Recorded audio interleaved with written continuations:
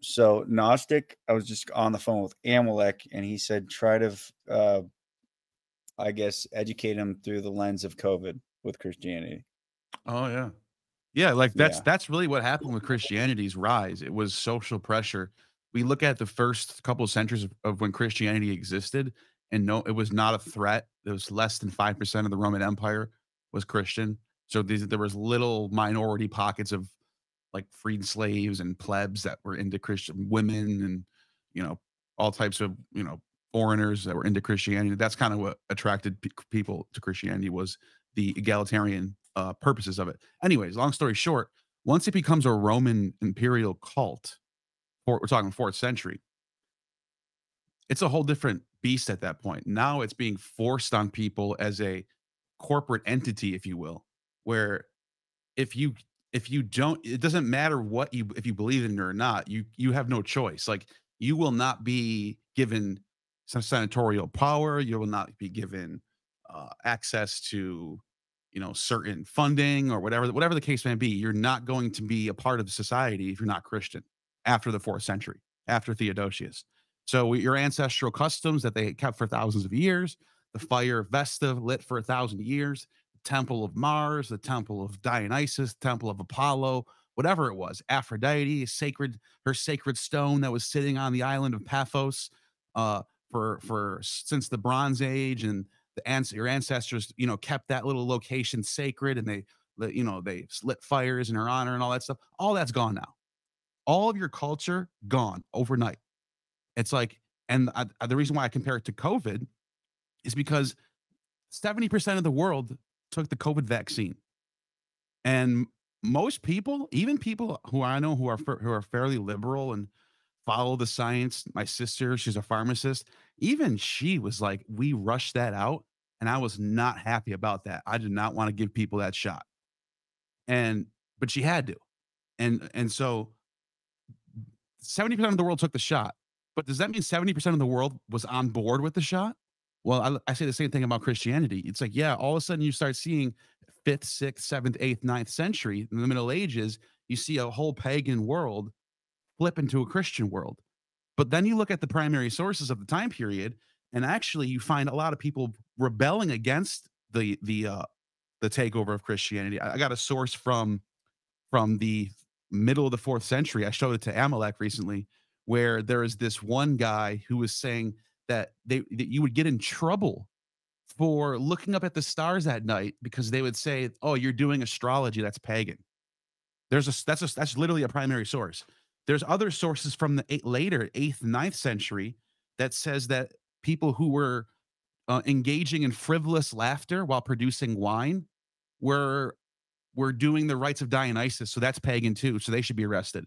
So like there was all this crazy shit happening where their ancestral customs were being taken away from them by force, and they were being forced to convert to this foreign religion, really. And like even though Christianity does have this aspect of it that is like anti-Jewish, where it's like you got Jesus squaring off with the Pharisees, and he looks like this awesome anti-Jewish like figure. The bottom line is that's just Jewish infighting. That's just like any other two groups that are from the same uh dichotomy going at it, going after each other. It ultimately, though, at the end of the day, even if it's condemning the Pharisees and the ones who reject Jesus, it's still telling you that this place called Israel and Jerusalem was a special place where special people were given a special covenant, and their special prophets predicted a special Messiah would come from this special line called Judah. And everyone else is just basically lucky to be grafted into this special group of people. So even if there's aspects of it that are like, oh, look at Jesus, he's fighting against the Jew. It's like at the end of the day, that's a little drop in the bucket in comparison to the overall structure of Christianity that posits a special race of people who can somehow concoct prophecies that predict the future and tell you that there's going to be a Messiah that you're all going to have to bow to in order to be saved, and that your ancestors are all condemned to hell. So, so either way, like the whole idea of like, oh, Jesus was fighting against the Jews, that's a drop in the bucket in comparison to the bigger picture. that actually makes Jews special and makes Israel special and makes your ancestral customs weak. So I don't even have a problem with like I said a lot there. Anyone else want to speak? Yeah, let's hop over to Submarine John real quick. I was going to say Submarine John. real quick, there, Gnostic, that it comes to mind that it's simply a brother war. It reminds us of the brother wars that our own people fought. I mean, we have historical examples of infighting between like a race of people. So I mean, that argument doesn't hold water. That it's that he can't be a Jew because he fought Jews. Right. Like Yeah. Socrates got killed by Athenians. So should we hate Athenians now? Should we say that the Athenians are they're the enemy to reason because Socrates gave us reason. So the Athenians are an enemy to reason now. Like that's silly. Or Julius You know? Caesar killed by Romans, ergo he must not be a Roman. Exactly. It's just as silly to say, yeah, there's infighting going on, so that means we should there's somehow they're all one hive mind, all like the same. Like no, they're complex groups of people with complex, and they break off into two different groups, rabbinic Judaism and Christianity, and they go in two different directions, but they both come from the same lineage. They're like brother and sister traditions from what is called Judaism. You know what I mean? Yeah. I'll yield to Submariner now. Go ahead, dude. Hey, can you hear me? Yep. Hey, I just had a question for Gnostic. Maybe you know more about this than I do, but I think it's in Acts when Paul is, retelling the story of his vision of Jesus, and he uses this phrase "kick against the goads" or like Yeah. "kick against the pricks." I was reading, if you read like Orthodox literature or Orthodox commentaries on it, they'll just kind of brush over that. But if you read non-Christian commentaries on it, it'll say he's basically just quoting Euripides. Yeah, it's in the Bacchae. Yeah. Okay, I mean, is that the scholarly consensus? The exact same phrase in Greek is used by Dionysus when he's talking to Pentheus. It's in the. So then, I guess Yeah. my question. So I've read that from Orthodox commentaries, but I guess I couldn't find any reason. Like, I guess what would I mean, and it would all just be conjecture. But what is the reason that they think that Paul, who's a Pharisee, he's a Jewish guy, would be quoting Euripides? They think they're doing mimesis. They're using cultural norms that are. This is actually a good question. This is like me and Adam Green.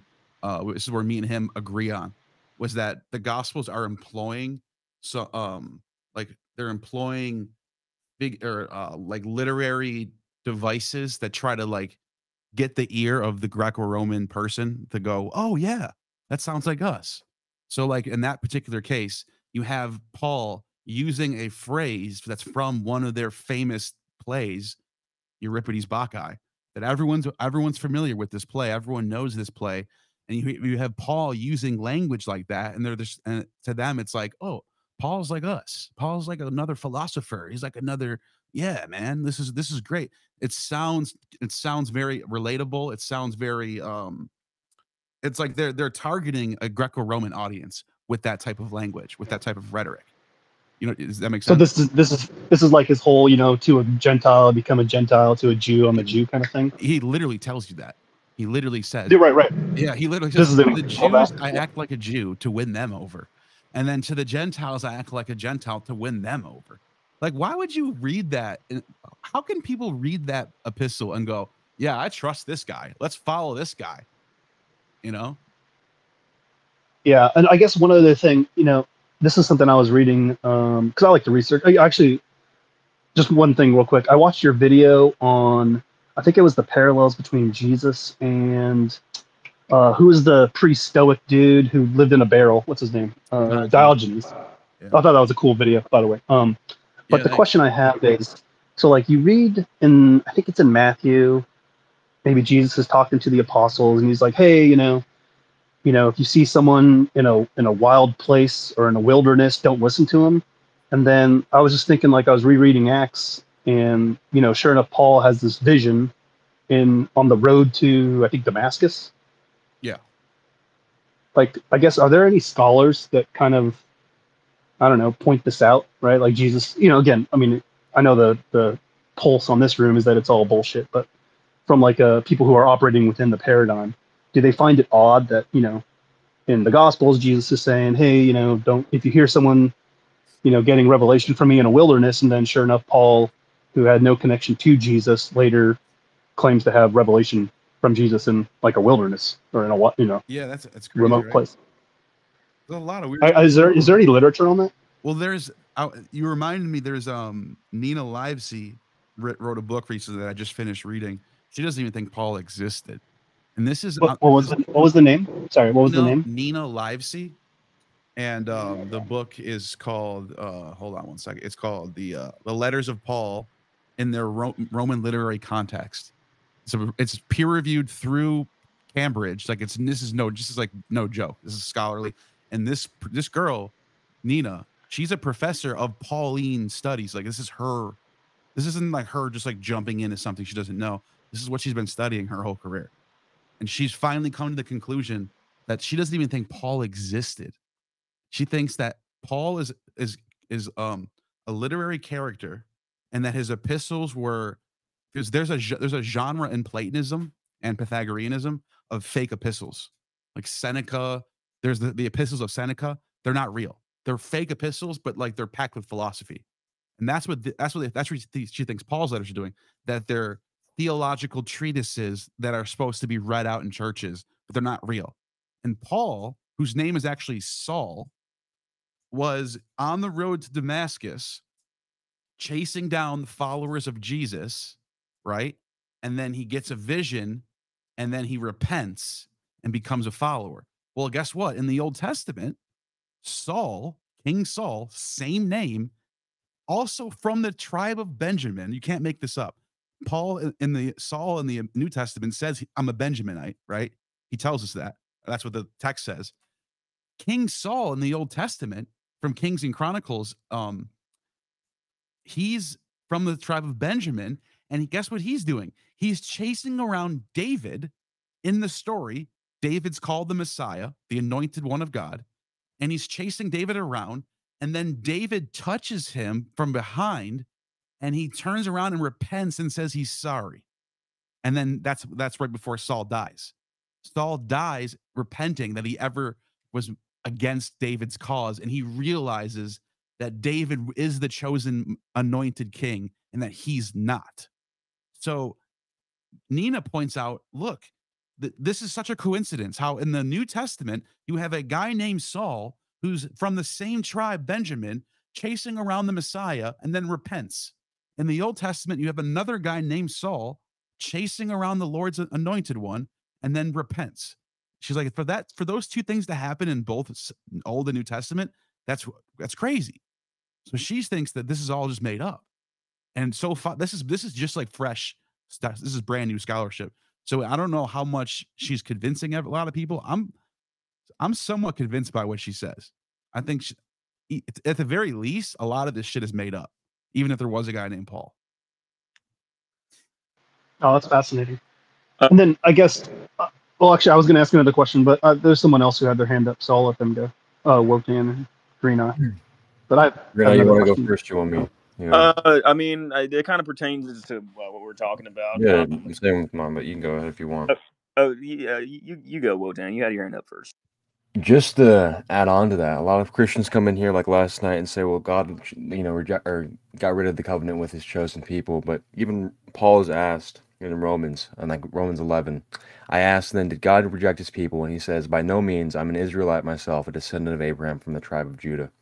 So his covenant's still the same. And then in Deuteronomy, he's talking about how they're his cherished, beloved people. So I just wanted to add on to that. So a lot of people come in here and say that they're no longer his chosen people at all. Yeah. Gnostic, I wanted to. I don't think you were in the room when I was speaking to this point, but I was talking directly about we were talking about Paul and Saul and the road to Damascus and everything. And for me, going studying the history, it's what kind of becomes apparent to me is that Christianity started to take root and started to spread among the Roman Empire shortly after the Jewish people were nearly annihilated to extinction under Emperor Hadrian and the forces of the Roman Empire, and you had the destruction of the Second Temple.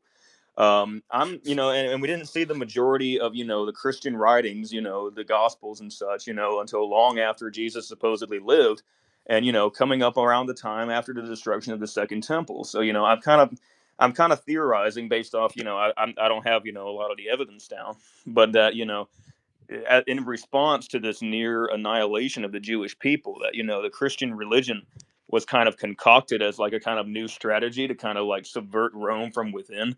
And like I was just kind of suspecting that it might be possible that this sort of conversion of Saul might have to do with some kind of sit down that he might have had, because he was a high level Pharisee. He had a lot of influence within the Pharisees and their on conclave, and that they might have if they're going off the premise that he existed, they might have kind of sat down with him and tasked him to kind of adopt this new strategy. I don't know.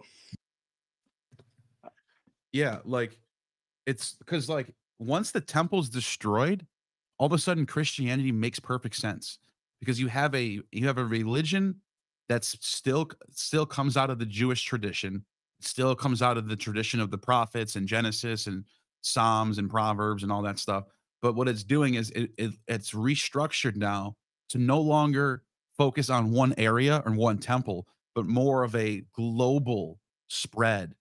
And it's universal. Now it's all the cities have their own churches, and it looks like it's more palatable for a diaspora, which is actually what's ironic about that is the first generation of Christians were Jews. And like that's how the first Christians were, just straight up Jews that were more likely to like, you know, act like Greeks. Like they spoke Greek and they probably hung out at like plays in Athens and stuff like that. They're like your liberal Jews from New York. Like that's like how the early Christians were. And they were converting Gentiles to their cause. And that's how Christianity really starts. So like so that's why a lot of people think like the timing is actually odd too. Like for like mythicists will point out that Jesus is literally born 70 years before the temple fell. And David also was 70 years old when he died. And he was at age 30 starts his kingship. All these numbers are lining up between Jesus and David. It's like they're trying to make a new David out of Jesus. That's what it seems like. But instead of having this temple in Jerusalem that everything's based out of, now they're trying to actually just take over the Roman Empire and try to like get power through, I don't know, like the cities, the polises and stuff like that. Yeah, and that's what I'm gathering. And in one of Marcus Eli Ravage's works, he writes a real case against the Jews, and he accredits Christianity directly with the fall of Rome, and that conveniently it took root after after they were nearly annihilated by said Rome.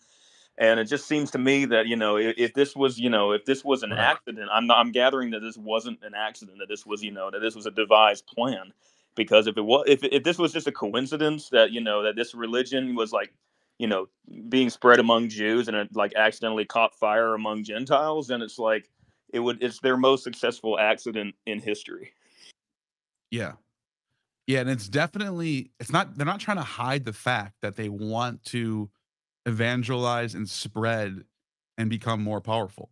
They're not like that's not like up for debate. That's what the church fathers are telling us. Like they're talking about, they're bragging, like Eusebius is bragging about getting Philip the Arab, one of the emperors of the 3rd century, to get him to do a baptism. And that was a big step forward of their project. Like, oh, we just literally got one of the emperors to get baptized. And then next thing you know, Philip the Arab, I think he was emperor like 235 or 250 or somewhere around there. All of a sudden he starts minting coins with biblical scenes on them of like Noah's Ark or whatever. All of a sudden he starts being nice to them. He starts like paying lip service to them. All of a sudden you start seeing them get a foothold in the system, even though they're not even a legal religion yet. Even before that, the what is it called? The dynasty that from the 200s, what is it? 200 what I'm drawing a blank. what was the whatever? The Julia Mamaea was one of the empresses. The mother, she was the mother of the last emperor of that dynasty, and they were the first dynasty in the Roman Empire. Not only did they take away Roman citizenship as a sacred thing, they made everyone a Roman citizen, but they also sort of propped up Christianity for the first time. Um, and this empress, Julia Mamaea, was the first actual Christian empress on record, and she lived a whole 100 years before Constantine. So even before Constantine, even before Theodosius, you can see them trying to like hatch on like a virus into the Roman aristocracy. Is like they're like it's like they like latch on to anyone who will give them attention. Oh, we got Philip the Arab. All right, we got him. Now he's, he got, I guess you could say, quote unquote, he got the call. You know what I mean? So like you could see examples of that in the pre-Constantine era of like certain high level Christian or high level Gentiles becoming Christians or paying lip service to Christians for whatever reason. Yeah, But it yeah. seems to me like some very, kind of ancient form of lobbying. Yeah. Oh, it's the I was thinking of the Severan dynasty. Severan dynasty. I don't know. I couldn't think of their name. If you don't mind me asking, Gnostic, so who was the woman that you said that didn't say that or said that Paul didn't even exist? Nina Livesey. All right. Now, would she hold the same belief that like Gamaliel didn't exist either? Oh, I don't know if she said that. I'm not sure. Well, where's the document? I mean, it would only make sense to question Saul Paul too. Like that would just be like, why wouldn't you? The guy literally made up meeting Jesus. Right. So yeah, nobody there's what's funny about that? Paul writes all these letters. No, we don't have any letters to Paul. We don't have anyone we don't know. There's nobody from the first century who talks about knowing Paul. Isn't that something? No one ever thinks about that. Because you think, oh, we have letters. Oh, so then he definitely existed. We have his letters. He wrote letters. And then all of a sudden Nina's pointing out, wait a minute though. I don't know if you guys noticed this. There's a whole genre from this time period of fake epistles. And she said the way that these epistles are written are textbook example of what you would find in like Seneca's moral epistles, for example, where it looks like Seneca's writing a letter to one of his students, and really it's just a bunch of philosophical jargon it's for your reading purposes. That's why people still read Paul's epistles in church today. It's not a real letter. It's supposed to be read in church. That's the whole point. It's not a natural letter is like, hey, I'm in Turkey right now. I'm about to get on a ship. I'll be there in 2 weeks. How's everything going? And Paul's sitting there talking about the Lord Christ crucified, and in his name we are saved, in the blood we are washed away in our sins. Like, this is not a normal letter, dude. This is a theological treatise. It's not a letter. This is something that someone made up. And it lends credence to what you were saying earlier, that these epistles were written with the express purpose of appealing to the Greeks. So, I mean, for it to be like, so the fact that it is like, it is, kind of engineered towards them. I mean, all this coming together is too coincidental for me. It doesn't sit right.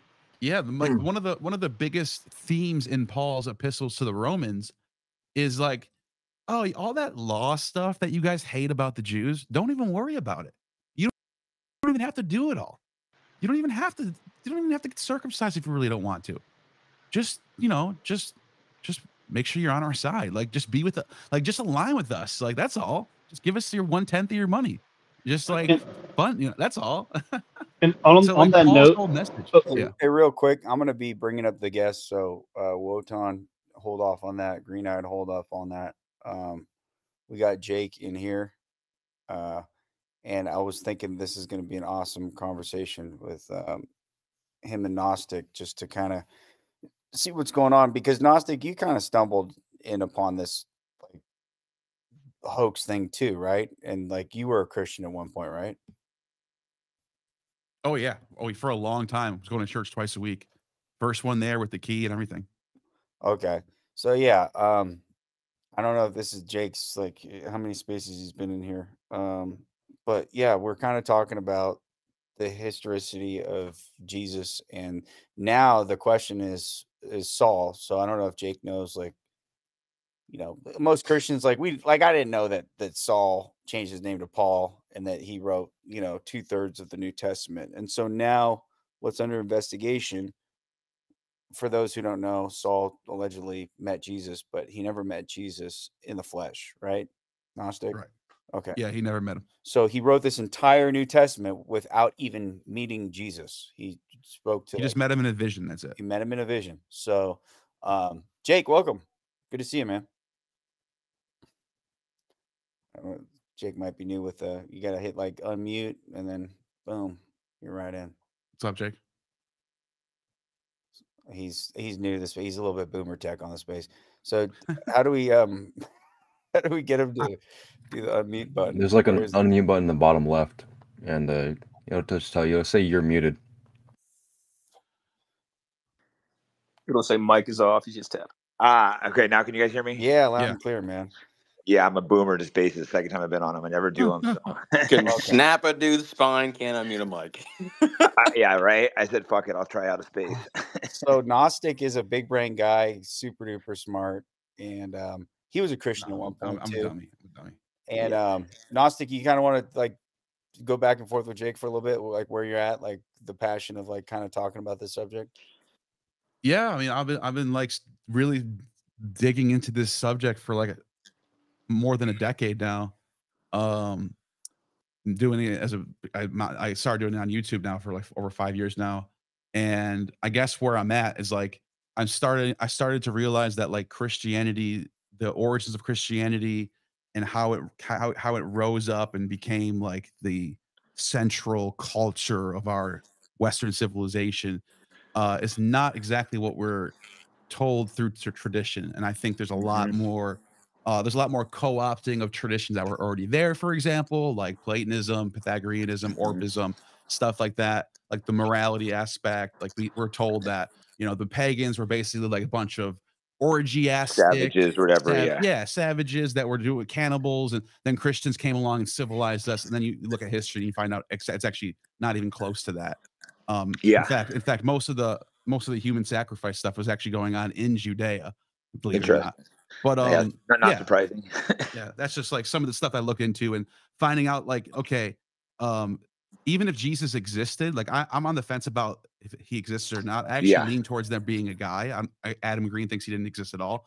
But even if he did exist, the stuff that's in the Gospels attributed to him seemed to be drawn from motifs like you and Adam were talking about, like the idea of carrying his own cross to his own death is like a mirror image of Isaac carrying his wood to the sacrifice of Abraham sacrificing Isaac. And then you have like all these motifs from like Jesus dipping his bread and saying, the one who will eat this bread will betray me. Well, there's a psalm in the Old Testament where it says, the betrayer will break bread with the Lord's anointed. Like there's all this stuff. You can literally take all the pieces from the Old Testament and write the New Testament with it. And interesting. I find it interesting that like it seems like on the right there's a huge rise in paganism. For example, I just interviewed Richard Spencer today. It's not out yet, but he's huge on what did he call it? Apolloism, which is a similar idea. So it seems to be rising up everywhere on the far right. I guess, is it because like the original white religions, or what do you think? It's our ancestral. It's because it's our ancestral. It's our true ancestral customs was Apollo worship, was Zeus, was Athena. Those were the gods that were worshipped by not just Greek, Romans, Indo-Europeans in general. You find cognates of Zeus, Dies Pitar, for example, the Sky Father in Germany, in France, in all the way in Russia. Like they have their own versions of these gods, but they have similar pantheons, and there's a lot of overlap in between. So where people are starting to go, they want to go back to their actual ancestral customs rather than the ones that were forced down to our throat. And like before you got here, I used COVID as a way to explain Christianity, because everyone likes to talk about what our ancestors converted to Christianity. Doesn't that mean that they wanted to be Christians? But I'll also say to you, 70% of the world got the COVID vaccine. Does that mean that True. 70% of the world wanted the COVID vaccine, or was it forced on them through social pressure? Yeah, and a lot of it might have been, convert or die. Yeah. And even if they weren't killing people, like convert or die, there were still like if you didn't convert, you would not be respected, you would not be treated the same, you would be looked at as like an idiot or someone who's a backwater or dirty pagan. So even if they weren't being like put swords to their throats, they were still being socially pressured to become Christian. Yeah, and that happened basically everywhere all over the West. Yeah, for like 1,000 years until late medieval period, and by then pretty much the whole West is Christian at that point. How many years did like paganism go on? Like hundreds or thousands or I mean, paganism is really just your base natural set of religious customs that your ancestors handed down. So there's not a clear definition of exact paganism. Exactly. It could like we're talking Stone Age. Like it's the oldest. There's nothing that predates paganism. Is just like your natural state of worshiping nature. So thousands and thousands of years for sure. We don't know exactly. Well, 40,000 years. It could be up to 40,000 years. So when you look at like what 2,000 years, that's a drop in the bucket. Right. But it's not just with whites. It's also with other races.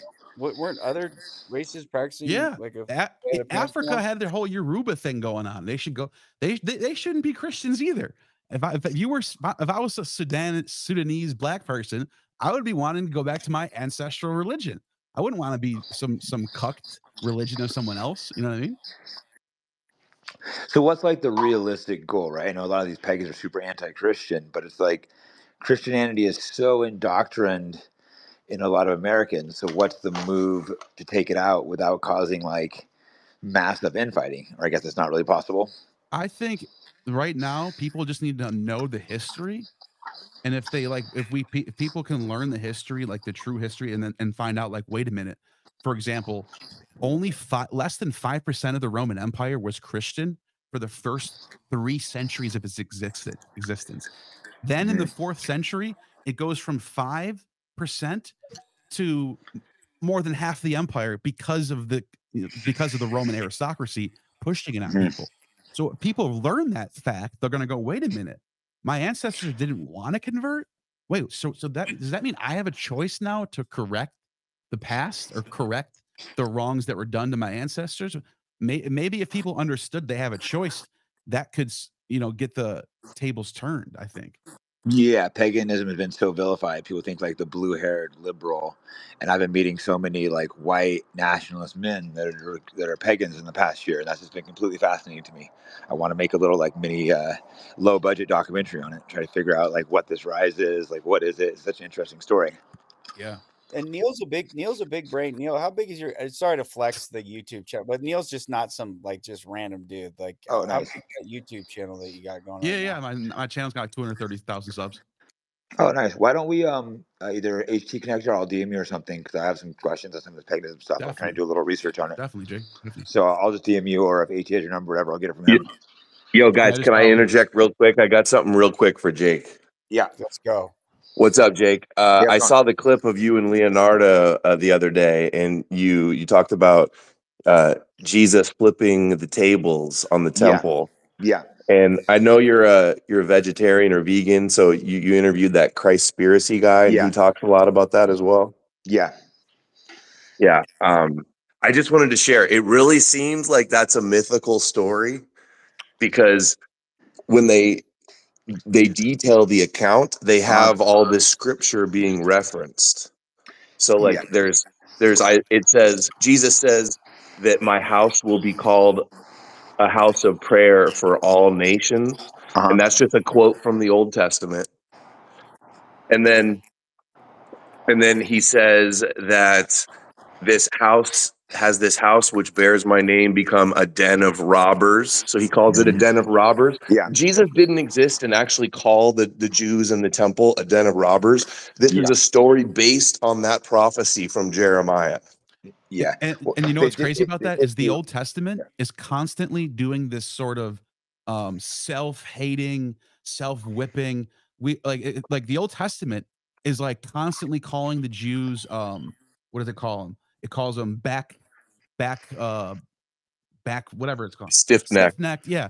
It's constantly like self-hating. Like that's like the nature of Judaism is to go we suck. God needs to save us. They're going to kick us out again. We're going to lose our temple. Like the prophecies are all doom. They're like the biggest doomers ever. Yeah, the temple did have massive animal sacrifice though, which seems, I mean, I'm pretty sure that part's true. They had like giant Oh, that's definitely true. yeah, Yeah. it's like disgusting. So much blood Yeah, was but coming out. They had these if giant. Jesus, according to Christians, Jesus is God. So that was Jesus that was commanding those sacrifices to begin with from the Yeah, Christian framework. me obviously don't believe the Trinity stuff. I mean, is this Yeah. Adam? Is this Adam I'm speaking to? Yeah. Yeah, I remember when I did try doing a little research when I was interviewed. I was trying to find some information against Jesus being Jewish, and yeah, it didn't go too well. Also, did you know Netanyahu? Like, because this is the huge meme for Christians online. Like, they love Jesus with the whip and the money changers, right, in the temple. Like, but did you know Netanyahu was just talking about that the other day? Netanyahu was like, "Yeah, Jesus, Whipped. went to the temple and flipped the tables. He even shilled that line." Yeah, but well, let's say even if Jesus isn't real, I think him attacking bankers and people sacrificing humans could be a positive story still. Well, I mean, it wasn't bankers. It was just people that were changing the money to do the Yeah. sacrifices. Like it's like even if it was true, it's just a Jew mad that like the Jews aren't doing right in the Jewish temple. Jews in there, yeah. I mean, I don't know. It's possible Jesus could have been like a really good, the myth of the good Jew, Jesus. He's like the folk hero, the anti-establishment folk hero, but also the king of the Jews that all the goyim are supposed to follow. But anyway, I just wanted to share those verses with you. Like that story is like mythology. The other one is Psalm 69. It says, "Zeal for your house consumes me." So Jesus, like the whole story is just like inspired by these different prophecies, Well, and it's written it's way made after up. I his. just It's wanted to share written that. way after his death. I know how many years after his death. I'm sure you guys probably know in here. Yeah, Like exactly. Yeah, 40 that plus. stuff in the Gospels is like 4 decades after his death. yeah, I couldn't imagine like looking back, 40 years ago, trying to write. Well, I guess I'd have been 6 years old. And also, how many times has it been like and put through different languages and interpreted? And so, I mean, Mhm. I agree. There's major problems. Like, I don't know if Jesus is real. And if the Talmud writes about Jesus, don't you think that's something that they would have mentioned? They would have been like, "That son of a bitch fucked up our temple tables." Like, but it doesn't say that in there. By the way, this is normal for the prophets of the Old Testament to act like this. For example, in Amos, one of the prophets from the Old Testament, Amos goes and he says this. He goes, "I will not revoke the punishment of Israel because they sell the righteous for silver, and they sell for gold and silver and this stuff like whatever he says, something along those lines." It's Amos 2.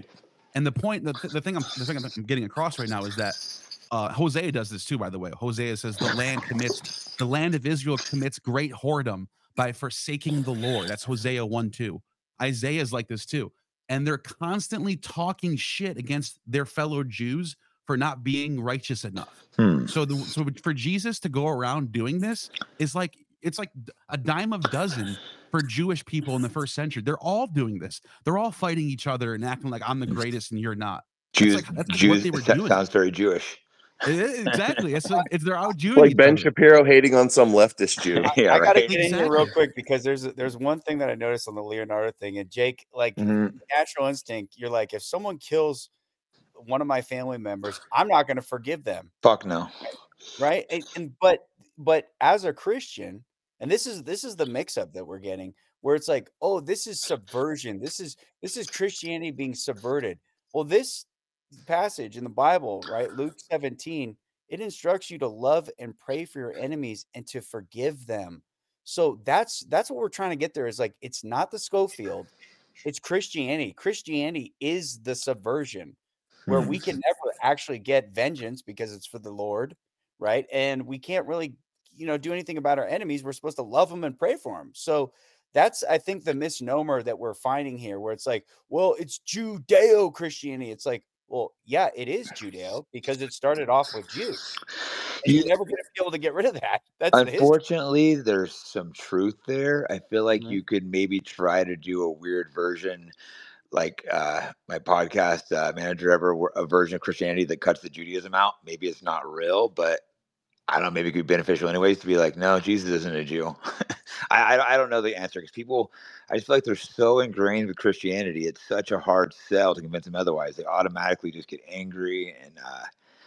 I don't know. Yeah, maybe in a generation or two it could change though, but it's not an easy fight. So when you're fighting against, don't you think it could be the second act though? Like the first act was we figured out who the Jews were, and it was quite the struggle. Look at all of us, like Adam and myself have been in this for like 10 years, close to 10 years, calling out the Jews, and now it's like, okay, how do we get into this mess? Well, Christianity. maybe we were worshiping a Jew and lifting the water for him by, carrying the water by saying, hey, these are God's chosen people. Yeah, I see your point. I just don't, I feel like people are so indoctrinated that fight's going to take so long. That might be like a 20, 30-year task, but maybe before you could still get them to take the fucking Jew part out of the fucking religion. What do you think, Gnostic? What do you think about it? Is he right? It's like if you gut all the Jewish stuff out of the religion, what do you have left? You literally, because Jesus is dependent. Jesus, all of his prophecies that he fulfills are all dependent on all this Old Testament stuff. I mean, like I mentioned before, I actually pulled up the verse. I wanted to make sure I said it right. From Amos 2, Amos brings judgment on Israel. He says, for the sins of Israel, even for 4, I will not relent. They sell innocent for silver. They trample on the heads of the poor, and they deny justice to the oppressed, father and son, and so profane my holy name, blah, blah, blah. Anyways, what I'm saying is this, we shouldn't even care that there are other Jewish people like Amos or Jesus or Isaiah speaking out against quote unquote evil Jews when we have our own ancestral customs. Let them figure that out over there. We have Apollo, like Richard Spencer starting Apolloism. Yeah, that was I'd never heard that term, but yeah, we talked about that today. Exactly. Like, why can't we have our own infighting where we can argue about Dionysus and Apollo? Why are we arguing over? Well, those Jews were selling money in the temple, and this one wasn't, so he's a good one. So we should follow the good one, right? I think maybe long term you guys are correct, and I think you are correct. But maybe short term you get these guys to worship a false Christianity. Because I have lots of people that still consider themselves Christianity, but they're turning on Israel and the Jews. So maybe it's not the proper Christianity. But there's no way these people are giving up Jesus or Christianity, but they're willing to be like, wait, these guys have fucking manipulated us. So it's complex. I don't think you guys are wrong in what you're saying, but I just don't know. Very complex. Yeah, but how do you actually make the jump is what I'm saying. Well, Christianity is the puppet, and Judaism is the hand going up the puppet's ass. Does that make sense? Yeah. That's it.